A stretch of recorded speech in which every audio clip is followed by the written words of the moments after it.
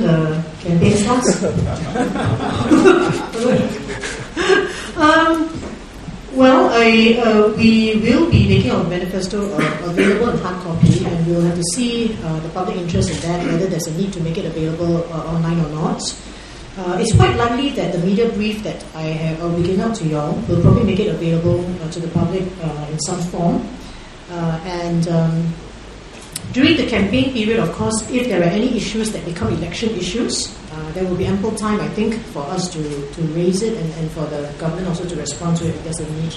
So in that sense, we're not too concerned, unless you know something about the election date. I think, Andrew, I'll deal with the last question first because I think it's a bit more current. Unfortunately, I'm not going to pass any comment on Yong Bui Kong. For the other two questions, the clemency appeal, I beg your pardon, I'll go back to front. The death penalty, most countries have abolished it. Let's look around the region and let's look at the constitution of the demographics of our region. We look at places like Malaysia, still has the death penalty. Indonesia still has the death penalty. China still has the death penalty. India still has the death penalty. Some states in the US still have the death penalty. So, look, we have no perverse fascination with the death penalty. I think what we are really interested in is the due process, and that has been covered in our manifesto to some extent. Going back to the fact that you have most countries, we disagree, of course, with the point that most countries have abolished the death penalty. I think specifically by raising those countries that I did just now, I think we're looking at some sort of cultural balance. And I think culturally there is an argument to make that there is the social barometer, at least as far as Singaporeans are concerned, it is not particularly leaning towards the removal of the death penalty. So we have to take that into account somewhat. But having said that, I think the point about removing the death penalty, what we have done is to try and ensure that whenever a capital case comes to trial, the process is watertight. And that's really the thrust of the recommendations in the manifesto. The first question, clemency, appeal. Andrew, could you just repeat the specific point you were trying to make in the first question? Presidential discretion, that's right. I can't remember the article of the Constitution. I think it's 22p. I remember when this thing started coming out, does the president have discretion or not? I think for at least people in the legal fraternity, they were quite clear that it's the cabinet that ultimately will underwrite clemency. And that's the best answer I can give you. I think people in the legal arena looked at that provision and were quite sure that at the end of the day, the process really starts with cabinet. Does the Workers' Party support that position? We have not discussed that. Yeah, that issue has not come up for discussion yet. But maybe I'll hand over the mic to my chairman, and then she can deal with these issues in more detail. Yeah, okay, Andrew, we have not discussed this issue in detail, so I don't think we want to comment on that. But what I would like to say is that the concern will always be about arbitrariness. Okay, so even if you say, for example, that you would like the president to have total discretion, there's also a danger of arbitrariness if that happens. So I don't think the answer of which is superior is actually very clear.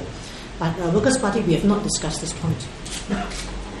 Question about the paternity leave is 6 days adequate? Is that your question? Something of 6 days of paternity leave to be funded by the government. Okay, we have actually recommended 6 days of paternity leave, half of which will be funded by the government. We had to take into consideration the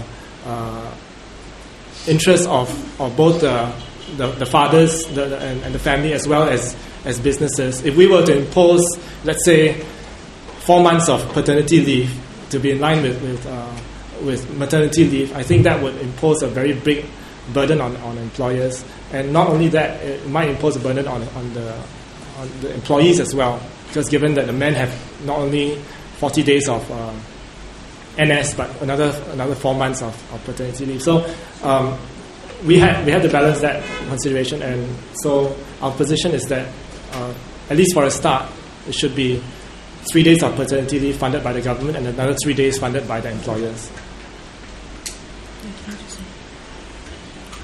Could I just add also to the point that you raised about was it a flexible work arrangement, something linked to that, right?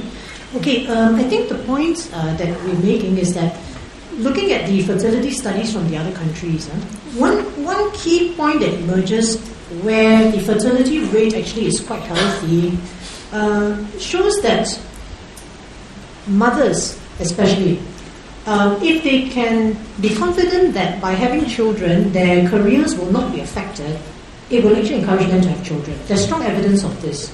So I think in Singapore's context, we have to ask ourselves very serious questions about this. How are our HR practices in our workplaces here? If women take time off to have children, are they able to have flexible arrangements such that they can carry on to hold senior positions in their companies? Will their promotion prospects be affected and things like this? I think for many women, they are worried about all this, and that's why some of them delay having children until they have actually established themselves in their career. So this is one thing which I think in terms of policy, we would really have to in a sense, put our money where our mouth is, and there's more work to be done, I think, in this area. We have actually we have got a few other proposals regarding increasing the birth rate or the fertility rate. So you can refer to our manifesto. We are talking about things like helping stay-at-home mothers a bit more, giving them equal subsidies as working mothers, and also increasing funding for assisted conception procedures like in vitro fertilization. Just refer to our manifesto for that. I don't think that our vision of First World Parliament is dependent on any change in leadership in the PAP in that sense. We just feel very strongly that Parliament has to be restored in terms of its robustness as an institution, and that is in the light of PAP overwhelming dominance, regardless of which generation of PAP people are in power. So I don't think that our vision is linked in that sense to the leadership changes expected in PAP, whether there's a window of opportunity or not. I don't think it's linked in that way. We can see that we are looking at things long term, which is actually something that DPM2 said Singaporeans should do in the first place. Isn't it? Right, so I mean, when we talk about insurance, we are looking at long term, and of course, it has been said by many of our party members at various forums and so on that Singaporeans should really think about, whether we can really say that the ruling party is going to carry on performing well in time to come. Secondly, do they perform better with or without competition? And I was quite actually perturbed by DPM2's comment. Was it reported yesterday or the day before, where he says the high price that Singaporeans may pay is about 15 to 20% of the seats in Parliament in opposition hands. I mean, if you do maths, right, 15% still leaves 85% of them, and is he saying that the ruling party can't function at 85% majority? I don't know what is his point really. Does the PAP want to be 100% in power? Is NCMP scheme a ploy? These are questions I would ask. And I think, in the end, I welcome very much actually the Foreign Minister George Yeo comments recently reports that he says that if, for instance, Workers' Party were to feel a stronger team in Aljun, it just means that the PAP team has to work harder. I like that, because then at the national level, it's the same thing.